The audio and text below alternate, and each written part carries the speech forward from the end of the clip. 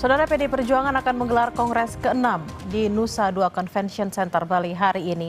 Lewat Kongres, PD Perjuangan akan mengukuhkan ketua umum yang baru.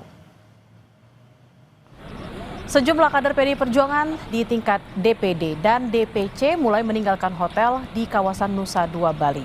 Mereka menuju lokasi Kongres, yakni Nusa Dua Convention Center Bali menggunakan bus. Peserta juga menggunakan kartu identitas yang bertuliskan Kongres 6 PDI Perjuangan. Tema yang diangkat di Kongres ini adalah Satyam Eva Jayate, berderap dalam satu barisan. Peserta diminta tak membawa alat komunikasi atau ponsel ke lokasi Kongres.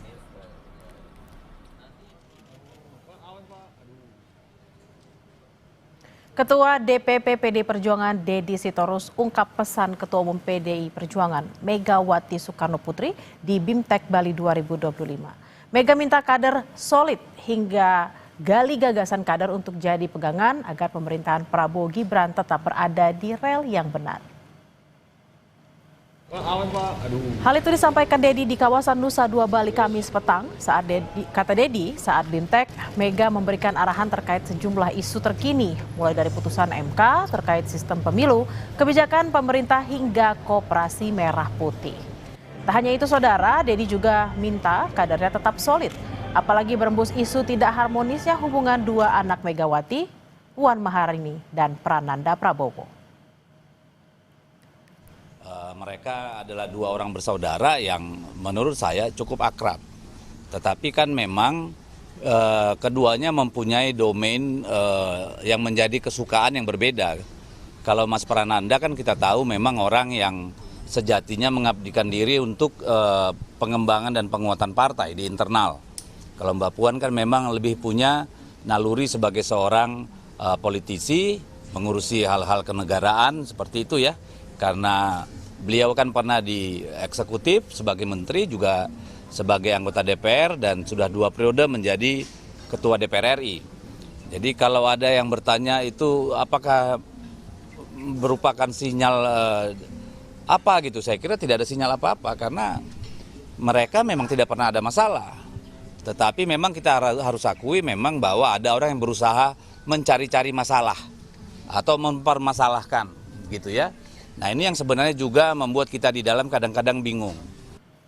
Informasi terkini kita segera bergabung dengan jurnalis Kompas TV Putu Trisnanda dan juru kamera Adini Anissa dari Badung, Bali. Selamat siang Putu, jam berapa Kongres akan dimulai dan apa saja yang akan jadi agenda utama Kongres?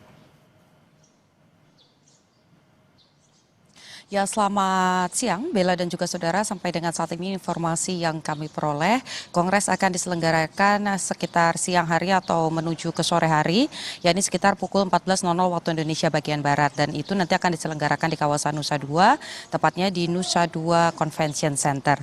Kalau kita lihat memang dari beberapa informasi yang kami kumpulkan dari pagi hari tadi sampai dengan saat ini, sebetulnya kader-kader terutama ketua unsur KSB atau ketua sekretaris dan juga bendahara baik itu dari DPD dan juga DPC ini sudah meninggalkan lokasi penginapan sejak pukul 9 pagi tadi, di mana mereka-mereka yang nantinya akan mengikuti Kongres ke-6 ini sudah menggunakan pakaian khasnya yaitu kemeja merah begitu ya dengan lambang banteng bermocong putih, kemudian juga menggunakan kartu identitas. Kenapa kemudian kartu identitas ini menjadi penting? Selain juga sebagai penanda bahwa memang betul mengonfirmasi yang semula begitu disampaikan bahwa agenda pada tanggal 1 ini hanya konsolidasi internal, tapi dengan adanya ID tersebut atau kartu identitas tersebut menunjukkan memang Kongres ke-6 ini diselenggarakan hari ini tepatnya jam 14.00 waktu Indonesia bagian Barat. Namun kalau kita lihat nampaknya Kongres kali ini akan diselenggarakan dengan terbatas dan juga tertutup. Karena bukan hanya kami, media saja yang juga terbatas aksesnya begitu ya, tapi juga mengingat bagaimana kader-kader ataupun peserta Kongres ini tidak diperbolehkan untuk membawa alat komunikasi ataupun ponsel ketika memasuki hall Kongres nanti yang ada di Nusa Dua ya, Convention Center. Dan nanti juga yang menjadi pertanyaan yang juga patut untuk diikuti Bella dan juga saudara sebetulnya adalah berkaitan dengan durasinya. Biasanya sebetulnya Kongres PDI Perjuangan dari beberapa periode yang lalu ini bisa terjadi 2 hari, 3 hari. Tapi kalau melihat bagaimana jalannya Rakernas kelima, ini sebetulnya sudah ada 17 poin yang menjadi titipan begitu ya, ataupun juga kesepakatan dari akar rumput, dari tingkat ranting, kemudian juga DPC, DPD, untuk kemudian disampaikan ke tingkat DPP atau di tingkat pusat yang berkaitan dengan rekomendasi-rekomendasi apa saja yang nanti juga akan dibahas di sana. Salah satunya tentu saja mendorong dan juga menetapkan Megawati Soekarno Putri menjadi Ketua Umum PDI Perjuangan lagi di periode selanjutnya, begitu selama 5 tahun ke depan.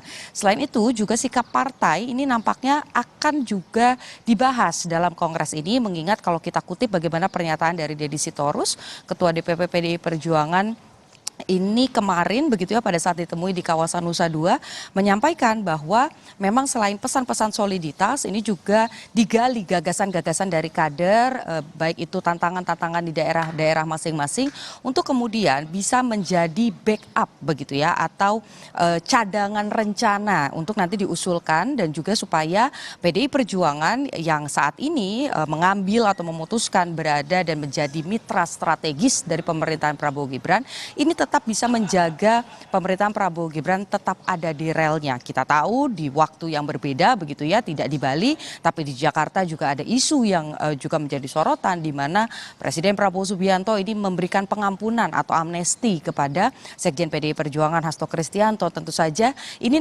akan ada eskalasi baru. Jadi kita harus menantikan lagi nanti bagaimana riaknya di Jakarta, apakah nanti keputusan Presiden atau Kepres ini akan dikeluarkan hari ini, kemudian apakah juga Hasto Kristianto ini akan mengikuti Kongres hari ini, dan kira-kira selain 2 agenda utama tadi, menetapkan Megawati Soekarno Putri sebagai Ketua Umum, kemudian juga menentukan sikap partai dan juga usulan serta rekomendasi dari PDI Perjuangan sebagai partai dan nanti akan menjadi program kerja selama 5 tahun ke depan, dan tentu saja siapa sosok sekjen, apakah masih tetap Hasto Kristianto atau justru nanti ada nama-nama lain. Kita nantikan, Bella.